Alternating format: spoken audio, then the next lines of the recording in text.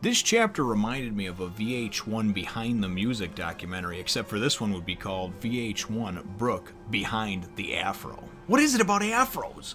One Piece Chapter 458, Anything But My Afro.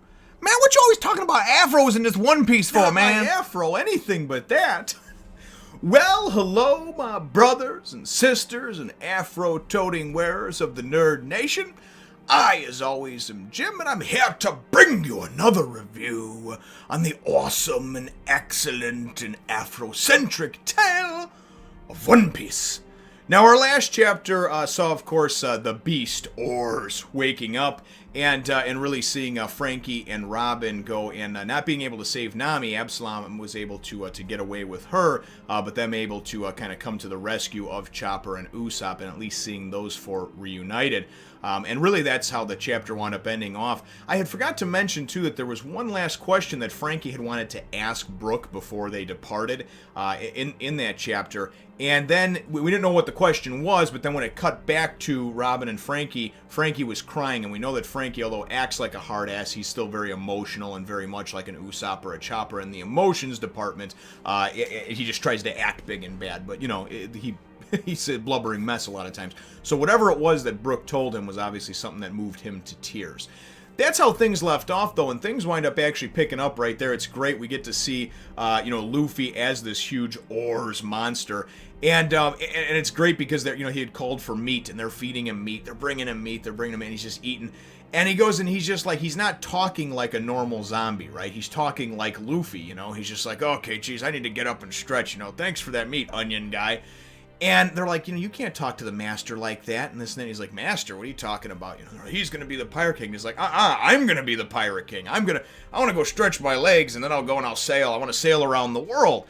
And you're like, so you very much see that Luffy's embodiment and soul has really taken over this zombie. And at least at this point so far, Gecko Moria has very little to no control over him. Luffy, or Zombie Luffy, or Oars, whatever you want to call this thing, Luffy Oars, gets up and goes, gum gum pistol. And even though his arm doesn't stretch, he goes and he busts through the steel wall of this freezer that they were in, this sort of vaulted freezer that the body had been in and on ice for God knows how long. And as he winds up kind of just breaking out, we wind up seeing then, of course, Robin and Franky, and then them talking and kind of catching up with Chopper and Usopp and letting them know what's going on, and that crazy roar that they were coming towards, we find out, Luffy and Chopper share that information, that's actually Luffy, that he's kind of woken up and that he's now in a zombie, The primary point of this, and I guess the kind of apex of the chapter, the main point of it, is really focuses on Brook. Now, Brook, we left a couple chapters ago, about to go face-to-face with his shadow, but the shadow is obviously, he's lost to him before, this Ryuga. You got to remember that the shadow, yes, takes on the moves and the strength and the embodiment and the soul of the person that it left, but also, if it's put into a strong body, which this one was, this guy had this whole background of the swordsman that cut through 7,000 pirates, died at the age of 59.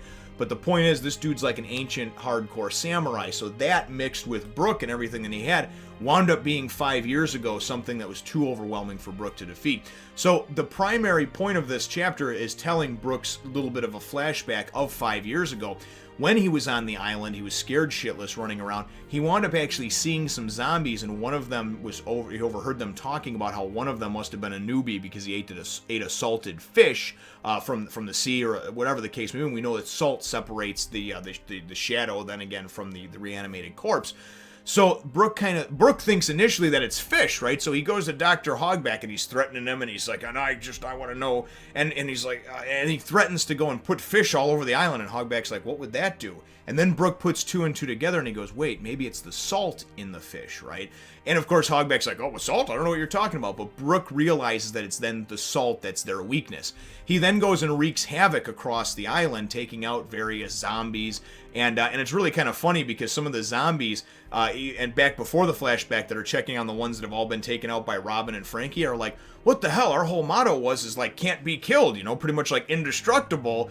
And now we're getting killed, But anyway, through the course of that flashback, we wind up seeing, and we don't know why Brook's afro is so near and dear to him. He does mention, you know, as he's fighting Ryuga in this flashback 5 years ago, and Ryuga just no matter what is getting the upper hand on him, and Brook doesn't understand why.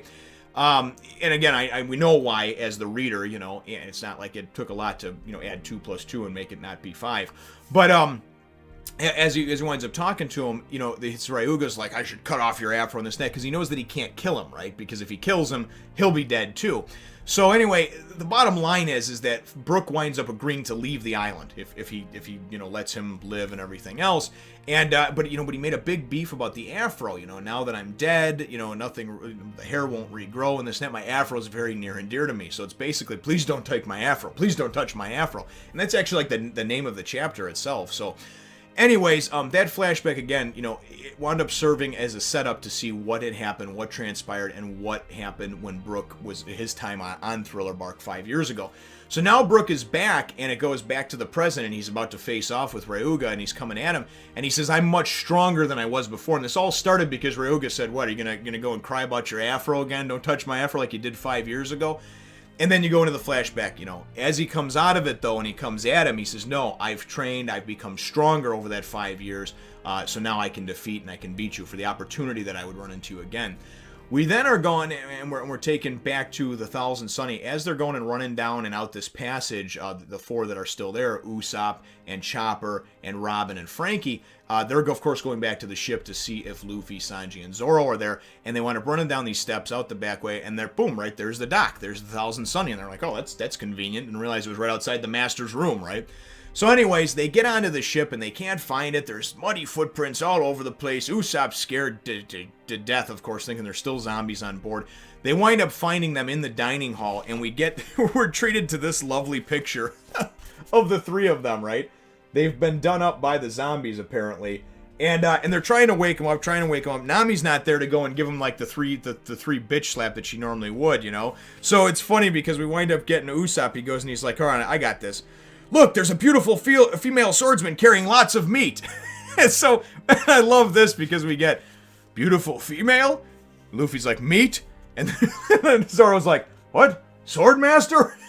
So you see that the 3 buttons that were pushed on all of them. And it was great because Usopp is one of those longtime crew members, knows how to push that button to get all 3 of them awake, you know. So definitely kind of cool to see the majority of the crew, minus, of course, Nami, being reunited. We do get a brief flash of Nami, I guess you would say, no pun intended. She's not naked, but she is looking sexy as hell.